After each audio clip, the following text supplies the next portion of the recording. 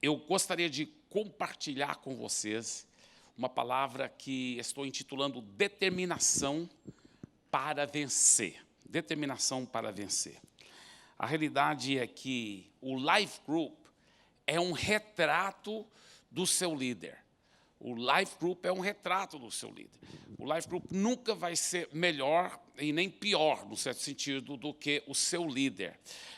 Mais cedo ou mais tarde, sempre será assim. O Life Group vai ser um reflexo do líder. E por isso que é tão importante o líder estar bem preparado. Porque senão ele acaba impedindo o que Deus quer fazer naquele Life Group. O John Maxwell fala da lei da tampa. A lei da tampa é o seguinte, é que a liderança serve de tampa. Nunca as outras pessoas e aquela instituição vai poder ir além da tampa. Então, quanto você já viu aquela ilustração, talvez, que eles pegaram pulgas e colocaram dentro de um copo de vidro, né, com uma tampa.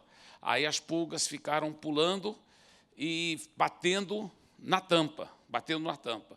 Até que as pulgas acostumaram que só podiam pular até uma certa distância para não bater na tampa. Depois tiraram a tampa e, mesmo assim, as pulgas não pulavam mais alto, porque, infelizmente, o líder afeta não só o presente das pulgas, mas o futuro das pulgas.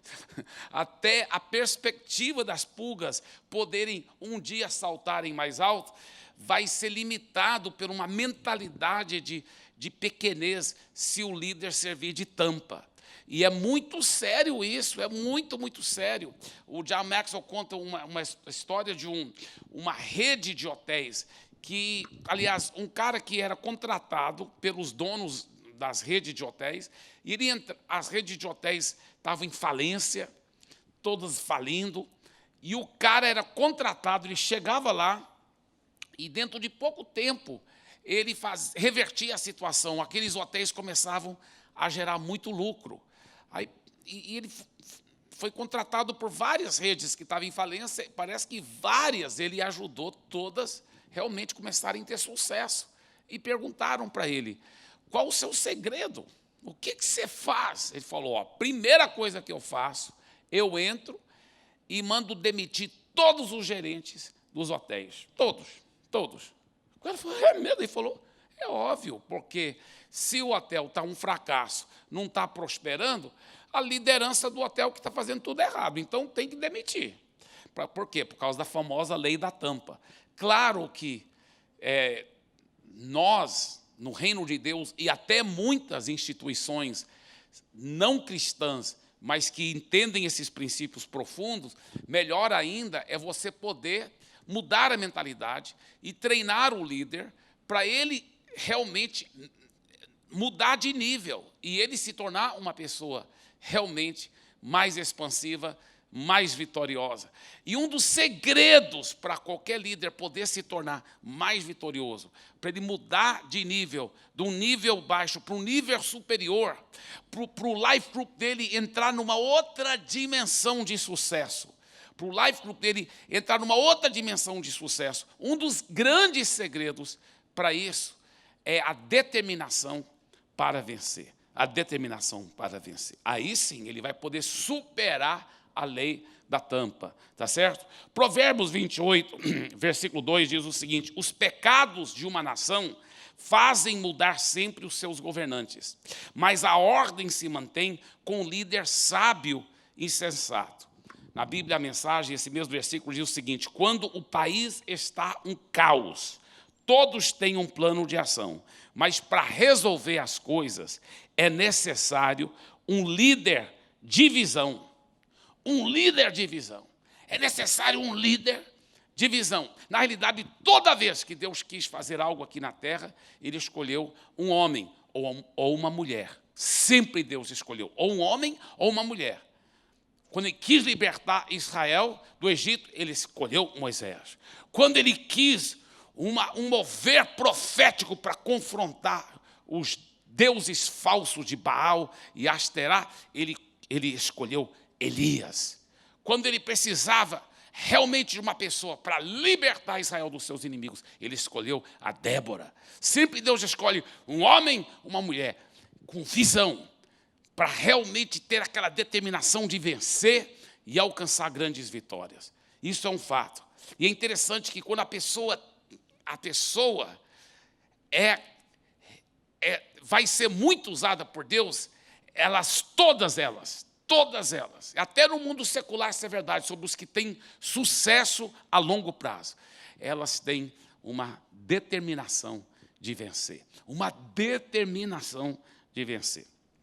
O Larry Bird, que era um dos grandes ícones, né, dos jogadores de basquete nos Estados Unidos, e muito, muito bom jogador, mas não somente um bom jogador de basquete, um bom líder. E ele jogava no Boston Celtics, e estava faltando só 3 segundos para o final, e se não me engano era final de campeonato, só 3 segundos, e eles estavam atrás, se eu não me engano, do oponente, do outro time, por 2 pontos. Então precisava, naqueles 3 segundos, eles precisavam de fazer uma cesta de 3 pontos para poder passar. E o técnico, né, pediu aquele momento, basquete tem essa emoção, né? Só 3 segundos para encerrar tudo. E o técnico reuniu eles lá, o nome do técnico é Casey Jones, reuniu todo mundo lá, e o Larry Bird foi logo falando para um dos jogadores, falou assim, você vai pegar a bola, passar para ele, você passa para mim, aí você sai da minha frente, porque deixa comigo, eu vou fazer esse basquete. Aí o técnico, o Casey Jones, falou assim, Larry, cara, eu que sou o técnico. Perdão, chefe, pode falar. Ele falou, aí o técnico falou, olha, quando você pega a bola, passa para ele, aí você passa para o Larry Bird e você sai da frente, deixa com ele, que ele vai fazer a coisa. E não é que fizeram isso, e ele marcou os 3 pontos e ganharam aquele jogo. Porque o Larry Bird não era só um excelente jogador, ele era um excelente líder. Ele chamou a responsabilidade para si, falou, nós vamos ganhar esse negócio. É importante você ter esse tipo de coração para ser líder de Life Group, porque você está envolvido no projeto mais importante do universo. Se eu fosse falar para você, olha, eu vou te envolver num projeto onde você vai fazer, sem brincadeira, você vai fazer 1 bilhão, não é 1 milhão não, 1 bilhão é 1.000 milhões de dólares. Eu lhe garanto, mas você vai ter que ser muito focado.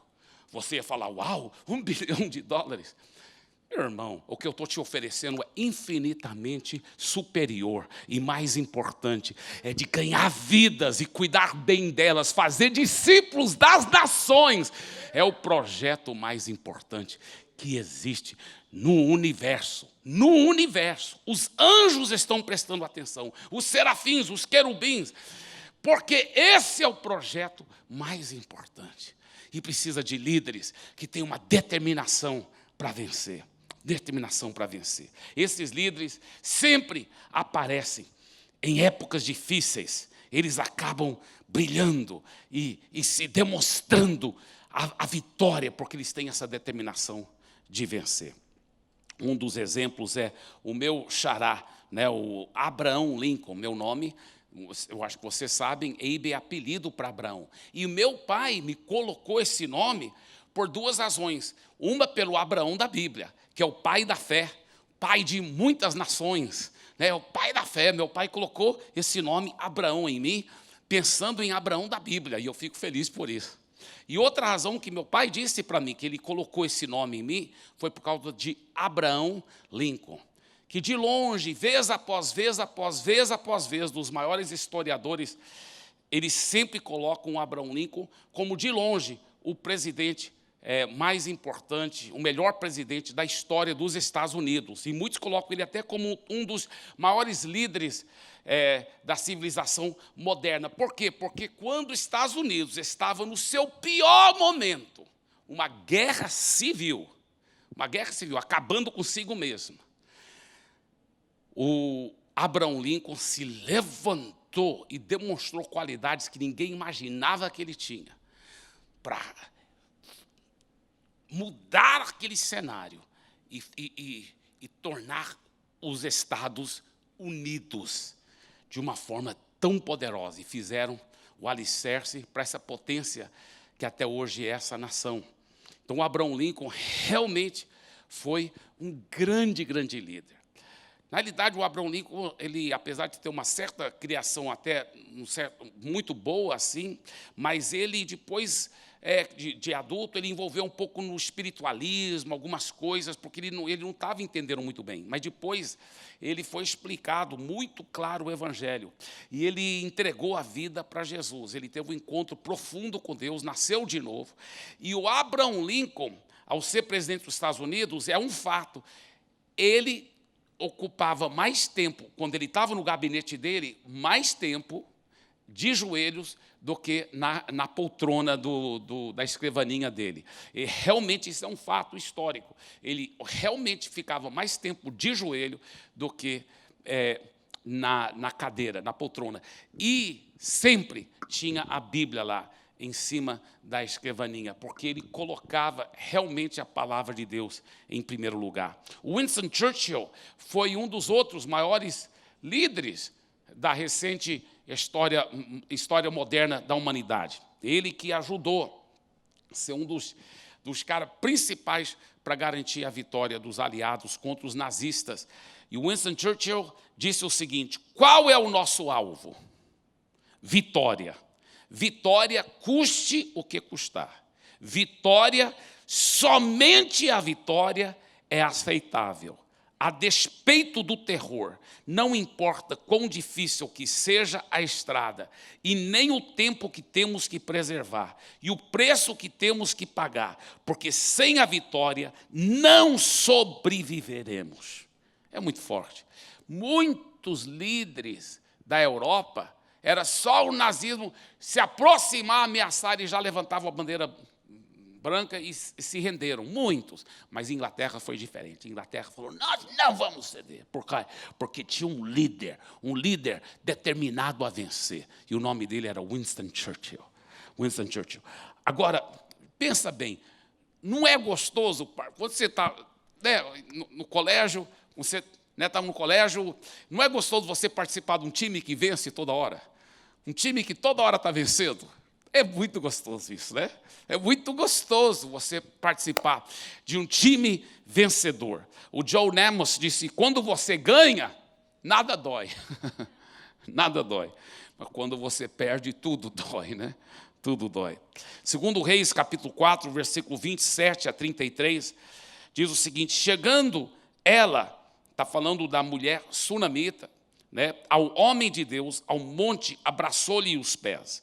Então se chegou Geazi para arrancá-la, mas o homem de Deus, que era o profeta Eliseu, lhe disse: deixa, porque a sua alma está em amargura, e o Senhor me encobriu e não me manifestou. Disse ela: pedi eu a meu senhor algum filho? Não disse eu: não me enganes. Disse o profeta Geazi: cinde os lombos, toma o meu bordão contigo e vai. Se encontrares alguém, não o saúdes. Se alguém te saudar, não lhe respondas. Põe o meu bordão sobre o rosto do menino. Porém, disse a mãe do menino: tão certo como vive o Senhor e vive a tua alma, não te deixarei. Então, ele, o profeta, se levantou e seguiu a mulher. Geazi passou adiante deles e pôs o bordão sobre o rosto do menino. Porém, não houve nele voz nem sinal de vida. Então voltou a encontrar-se com Eliseu e lhe deu o aviso. E disse: o menino não despertou. Tendo o profeta chegado à casa, eis que o menino estava morto sobre a cama. Então entrou, fechou a porta sobre eles ambos e orou ao Senhor. Nós vemos aqui, no profeta Eliseu, uma mentalidade de vencedor, uma determinação para vencer. Deixa eu explicar. O profeta Eliseu era um grande homem de Deus, e o seu centro de operações, tudo indica que era o Monte Carmelo, que ficava muito longe da onde morava essa sunamita. Essa mulher era uma mulher muito rica, e o marido dela era muito rico. Eles eram muito ricos, só que ela tinha um problema, que qualquer mulher dos hebreus jamais ia querer. Era muito pior do que pobreza na mentalidade das mulheres dos hebreus, porque ela era estéril, ela nunca tinha tido filhos. Isso era a maior vergonha, muito mais vergonha do que ser pobre. Então, apesar dela ser rica, isso era uma marca profunda na vida dela. Com certeza ela havia orado, jejuado e havia desistido, depois de tantos anos, de não ter filho, até porque a Bíblia diz que o marido dela já era velho. Agora, veja bem, toda vez que o Eliseu estava naquela região do país, essa mulher tratava o Eliseu tão bem, preparava refeições deliciosas, ficou cuidando bem dele, e com a permissão do marido dela, porque ela viu que o Eliseu era um grande homem de Deus, ela fez até um sobrado na casa deles, como se fosse uma suíte pastoral, onde subia a escada e tinha um quarto muito lindo, muito bonito lá, tinha uma cama, uma mesa, tudo indica uma lamparina, para ele poder estudar os pergaminhos, os rolos, porque lembra que uma parte do Velho Testamento já estava escrito, e tinha a mesa, a escrivaninha e a cama. E toda vez que Eliseu estava naquela região do país, ele já tinha até um quarto para ele, olha só como ela cuidava dele. E o profeta Eliseu se sentiu tão amado, tão cuidado por aquela família, ele ficou pensando, o que eu posso fazer para... Assim, eu preciso poder retribuir esse favor. E quando ele soube que ela não tinha filhos, ele falou para ela, ele falou, olha, daqui 1 ano, você vai estar segurando seu próprio filho. Ela falou, ó, não brinca comigo. Não brinca comigo, você tocou numa ferida muito profunda, não quero atiçar minhas esperanças tudo de novo, para depois ficar decepcionada tudo de novo. Mas passou 1 ano e o milagre aconteceu, ela já estava segurando o próprio filho dela. Só que acontece que quando o menino cresceu, talvez tinha o quê? 5, 6, 7, 8 anos, 9 anos de idade, a Bíblia não fala que idade, já era grandinho, ele teve uma horrível dor de cabeça, muitos médicos, ao lerem o texto, pensam que foi um aneurismo cerebral, e ele morreu no colo dela. Só que ela não contou para ninguém, não contou nem para os servos na fazenda deles, não contou nem para o marido dela. Ela pegou o corpinho do menino, subiu a escada e colocou lá na cama do profeta Eliseu, ninguém ia mexer lá, ninguém entrava lá, e ela fechou a porta e deixou lá. Aí ela chamou o servo e ela fez a viagem comprida, rápida, para chegar para o profeta Eliseu. Ao chegar lá e se atracar nos pés do profeta Eliseu, ela disse uma coisa muito forte. Ela falou assim, a ideia foi minha de ter um filho? Não, a ideia foi sua. Eu nunca nem te pedi. Aí o profeta Eliseu viu que a coisa era séria. Se ele não fizesse algum jeito de ressuscitar aquele menino, ele que ia morrer agora, na mão dessa mulher. Então, o profeta pega o bordão dele e dá para o Geazi. E falou para o Geazi, vai correndo e passa esse bordão no rosto do menino, sobre o menino, né? Só que ela falou, eu não vou deixar o Senhor. A mulher, isso é impressionante. Ela tinha uma intuição. Esse Geazi foi o que pegou a lepra de Naamã depois. Ela já entendia que esse cara não podia confiar no Geazi. Então, ela falou para o profeta, não, eu não vou largar do seu pé. Ele falou, tudo bem, vamos lá. E eles foram andando devagar. Só que a viagem era comprida. O Geazi correu. Chega lá, sobe a escadaria, abre a porta e realmente o menino está morto. Então o Geazi pega o bordão, né, faz o sinal da cruz. Não, o sinal da cruz ele não fez não, mas passou em cima do rosto do menino.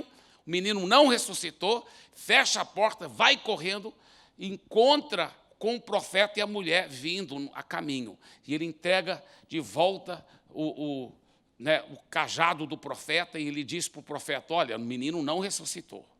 E quando o profeta sobe e vê aquele cenário daquele menino morto, o profeta faz uma coisa muito, muito bonita, muito forte. Ele manda todo mundo sair do quarto. E ele fecha a porta e fica só ele e aquele defunto lá. Ele chamou responsabilidade para si. chamou a responsabilidade para si. A Bíblia fala que ele foi lá, se ajoelhou e orou, e orou, e orou. Ele buscou ao Senhor, ele orou ao Senhor. Isso é uma das qualidades da pessoa que tem a determinação para vencer. Ela chama a responsabilidade para si. Ela chama a responsabilidade para si.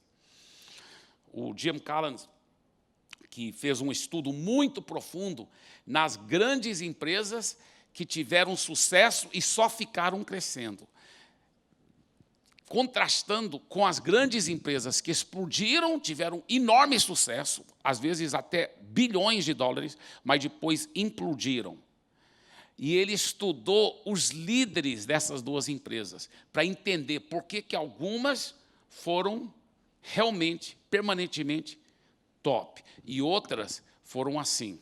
Por quê? Por quê? O que era a diferença entre as lideranças? Porque a instituição, ela vai ser um reflexo do líder.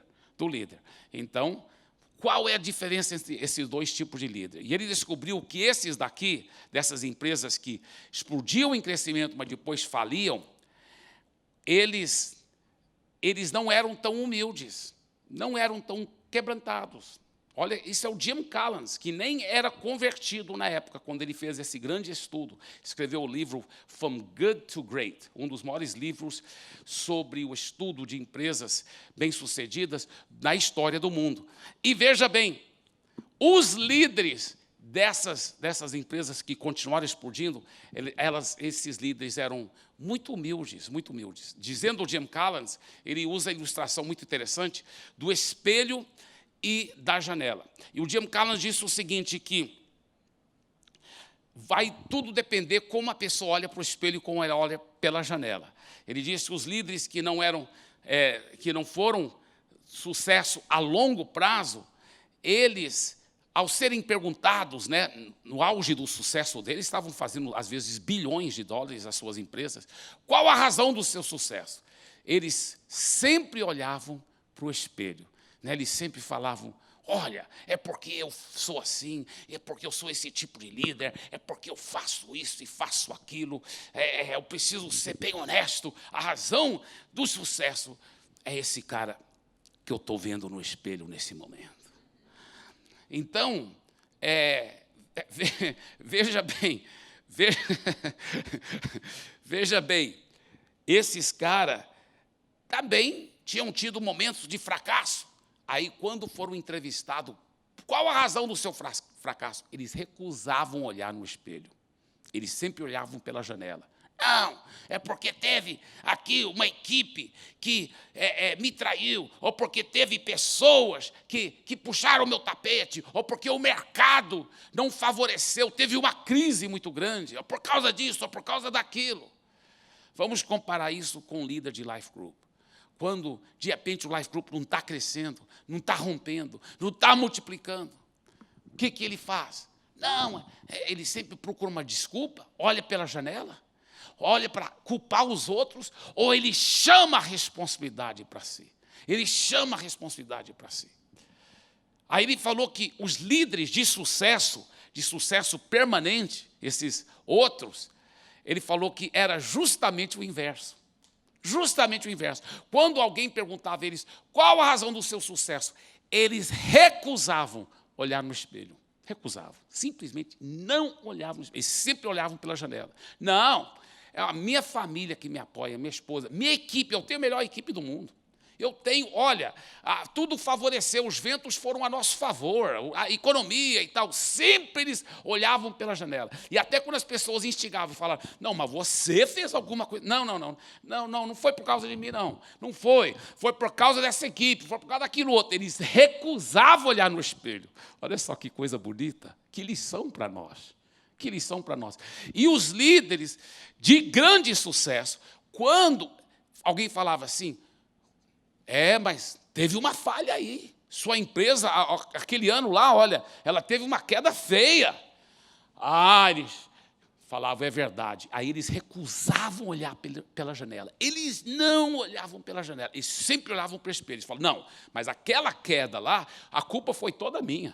Foi toda minha. Eu que não percebi o que o mercado estava fazendo. Foi falha minha, foi realmente besteira da minha parte. Eu que errei. Eles assumem toda a responsabilidade. Que coisa linda, que coisa linda. Imagina um líder de life group desse jeito, qualquer problema. Não, sabe, quando você assume a responsabilidade para qualquer falha, você está dizendo, em Cristo, sendo que eu sei qual foi a falha, foi em mim, então eu posso mudar. Quando a falha está nos outros, você não pode mudar os outros, então você vai sempre ter uma desculpa esfarrapada para continuar no fracasso.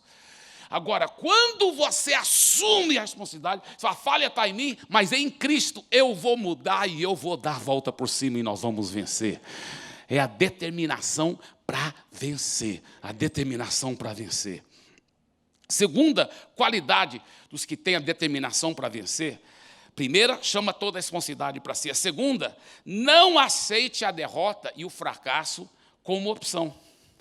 O John Maxwell disse que ele falou para a assistente dele, a Bárbara, ele disse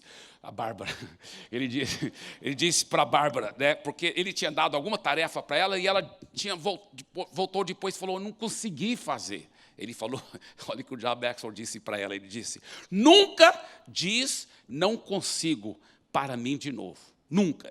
Quando eu te dou uma tarefa, eu quero que você se vire, mas eu quero que você faça com sucesso. Ele falou que ela se tornou uma líder de tão alta qualidade, pois que ela assumiu essa postura, essa determinação para vencer. O John Maxwell disse que ele mesmo foi no dicionário dele mesmo. Ele foi no dicionário dele, literalmente, o dicionário de papel, não digital. E ele foi lá e achou a palavra perder. E ele pegou uma tesoura e cortou fora a palavra perder, literalmente cortou fora. Ele falou, perder literalmente não está no meu dicionário, em nome de Jesus. Eu vou vencer com a ajuda do Senhor Jesus. Perder não é opção, fracasso não é opção, amém? Glória a Deus, aleluia, aleluia. O bom líder gosta do desafio, ele cresce e aparece com as dificuldades, com os desafios, com os problemas. É no meio da pandemia que o bom líder aparece. É no meio das dificuldades, é no meio das crises. Ele cresce e aparece com dificuldade. O bom líder não aceita desculpas esfarrapadas, né? Todo mundo está ocupado demais e essa vida em São Paulo é muito agitada, as pessoas acordam muito cedo, vão dormir muito tarde, por isso que meu life group não rompe, as pessoas não são fiéis. Não tem líder, porque até as pessoas têm um bom coração, mas elas não podem, elas não querem, eu não tenho líder, né? Não consigo trazer as pessoas para a célula, não consigo gerar líderes, eu não consigo achar um lugar para multiplicar o meu life group, né? Então, sabe, as pessoas muitas vezes que não têm essa determinação para vencer, elas sempre vão achar alguma desculpa esfarrapada para o fracasso. Agora, eu vou te falar, quando a pessoa tem a determinação para vencer, ela arrisca essa palavra fracasso da sua realidade. A mentalidade dela é o seguinte, eu aprendo o que for preciso aprender, mas eu vou ser um sucesso. Já que é o projeto mais importante da história do mundo, fazer discípulos das nações, então nesta área de fazer discípulos, de ganhar multidões e cuidar bem delas, nessa área de multiplicar life groups, porque não tem nada, olha irmãos, você pode lotar estádios com milhares convertendo lá, todo mundo sabe que aquilo ninguém nem sabe para onde foram aqueles convertidos, muitas vezes desviaram e tudo, eles já constataram que os melhores resultados é 2 a 5% de permanência, não dá fruto. Agora o que dá fruto mesmo é os life groups que multiplicam, plantando igrejas, fazendo discípulos, porque Jesus nunca falou aí de fazer convertidos, Jesus disse de fazer discípulos das nações. Esse é o projeto mais importante da história da humanidade. Irmãos queridos, Pensa só, nós estamos tendo esse privilégio. Então, quando nós temos esse privilégio, nós temos que ter essa determinação para vencer. Nós temos que dizer, eu aprendo o que for preciso aprender, mas eu vou ser sucesso como líder. Meu Life Group vai multiplicar e multiplicar com saúde, gerando muitos líderes bons. Se for preciso, eu pagar o preço que for preciso, mas eu vou aprender a ser sucesso nessa área. Eu vou aprender, em nome de Jesus. Amém? Amém? Glória a Deus. Olha, a gente tenta uma outra estratégia, eu me humilho, eu vou pedindo perdão para todo mundo, eu peço perdão, eu vou aprender com quem está tendo sucesso, eu faço o que for necessário, mas eu vou vencer, eu vou vencer. Eu vou repetir isso, eu faço o que for necessário, mas eu vou vencer, eu vou vencer. Amém? Amém. Oh, glória a Deus. A paixão de alguém que tem essa determinação para vencer é uma paixão inextinguível. Não dá para apagar essa paixão. Quando não está com esse tipo de coração, para aprender o que for preciso aprender, para ganhar almas e cuidar bem delas, fica dando desculpa para desistir desse trabalho mais nobre que existe. Dá vontade de dizer para alguém desse jeito, com todo o carinho, a vontade da carne, é falar, cara, então é melhor você parar mesmo, porque Deus não está querendo. Olha, vou te falar uma coisa, a vontade da carne, tá, irmão? A vontade da carne é o seguinte, com ovelha a gente paga o preço que for, vai atrás, ama, cuida. Mas o cara quer ser líder e não, porque está difícil. Olha, a vida só é difícil para quem é mole. Eu vou te falar, não aceita essa mentalidade de fracasso, de derrota. Você vai dar a volta por cima. Deus vai te usar poderosamente. E você consegue em nome de Jesus. Em nome de Jesus. Irmãos, eu prefiro controlar um fogo do que tentar ressuscitar um morto. Entendeu? Aleluia, aleluia. Aí o que mais ele fez? Ele orou. Terceiro grande segredo dessa determinação para vencer. Ore sobre todas as decisões importantes. O Eliseu não foi lá logo tentando ressuscitar o menino. Vamos, ressuscita, não. Ele primeiro foi ajoelhar, orar, buscar Deus. Isso é muito, muito importante. Essa determinação para vencer, orar. Ouça a voz de Deus. Ouça a voz de Deus. E Deus falou uma coisa estranha para ele. Estranhíssima. Se tivesse uma câmera escondida lá, ia ser assustador até. Ia falar, o que esse cara está fazendo? Aquele profeta enorme, o meninozinho lá, ele vai e deita em cima do menino e coloca a boca dele na boca do menino, imagina, na boca do cadáver, e coloca as mãos na mão do menino, porque foi isso que ele sentiu que Deus mandou ele fazer. Só que a Bíblia fala que não aconteceu nada. Aliás, a Bíblia fala que a carne do menino se aqueceu. É claro, com um profeta enorme deitado em cima dele, claro que ia aquecer. Mas não ressuscitou. Então, o que ele fez? Ele levanta e anda, a Bíblia fala que ele andou de um lado para o outro. O que ele estava fazendo? O que ele estava falando? E aí, Deus? O que o senhor está querendo? Porque eu fiz o que o senhor me mandou. O menino não ressuscitou. E aí que eu acho muito interessante, porque Deus deve ter falado para ele, o que eu te mandei é para você fazer. Persevere naquilo que eu te mandei. Uau! Esteja pronto para ficar ouvindo, para eu ficar seguindo a nuvem. E o que ele fez? Deitou de novo. Só que dessa vez o menino ressuscitou como? Quem lembra como que o menino ressuscitou? Espirrando 7 vezes. Então, nunca, quando você está começando a espirrar, diz, eu acho que eu estou pegando uma gripe. Está amarrado em nome de Jesus. Você está pegando uma ressurreição, meu irmão. Em nome de Jesus. Amém? Aleluia. Você está pegando uma ressurreição. Glória a Deus, glória a Deus, glória a Deus. Número 4, esteja pronto para as criatividades do Espírito Santo. Quem tem essa determinação para vencer nunca desiste. Por isso ele pensa com a ajuda do Espírito Santo de maneiras criativas para trazer a solução. Ele pensa fora da caixa, Bem, nosso tempo já está terminado. Aliás, já até passei do tempo, me perdoe. Eu acho que a culpa foi do pastor Elielson. Brincadeira, minha joia, brincadeira.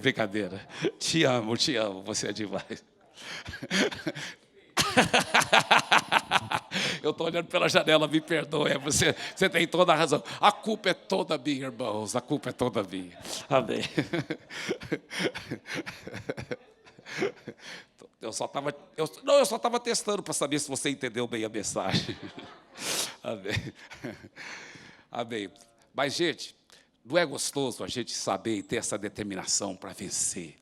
Deus está levantando um exército, uma coisa linda. E olha, temos que curtir bem, porque tudo indica que esse é o nosso último Tadel aqui nesse teatro, né? Agora, eu já falei para o Douglas que coordena aqui o teatro, porque ele tem sido um cara excepcional. Falei, nós mantemos a parceria, porque muitas vezes lá no nosso novo auditório vai estar acontecendo tanta coisa de uma vez, reunião do Difflin poderoso e talvez um expresso ou alguma outras coisas, então nós vamos ter que ter outros auditórios também. Então a gente vai continuar com essa parceria maravilhosa. Esse auditório, né, pastor Gil, é muito bom, é muito bom. E o Douglas, olha lá está o Douglas, ele é uma pessoa de outro, ele é top. Muito obrigado, Douglas. É muito maravilhoso trabalhar com Douglas. E então tem sido muito especial. Vamos ficar em pé e vamos encerrar com essa declaração de fé. Repita essa declaração. Diga assim: Senhor Jesus, obrigado pelo privilégio de vencer, de pagar o preço que for necessário, dar a volta por cima, mas sempre vencer. E, ó Pai, não tem uma área, um projeto mais importante, depois do meu relacionamento com o Senhor e da minha família, do que fazer discípulos das nações. E eu declaro, venha o que vier, custe o que custar, eu estou com uma santa determinação de vencer, romper, crescer, multiplicar os life groups. E se tem uma área que eu vou ser um vencedor, um mais que vencedor, é nesta área de cuidar de vidas, fazer discípulos e multiplicar muitos e muitos life groups, em nome de Jesus. Amém, amém, amém, amém. Deus abençoe.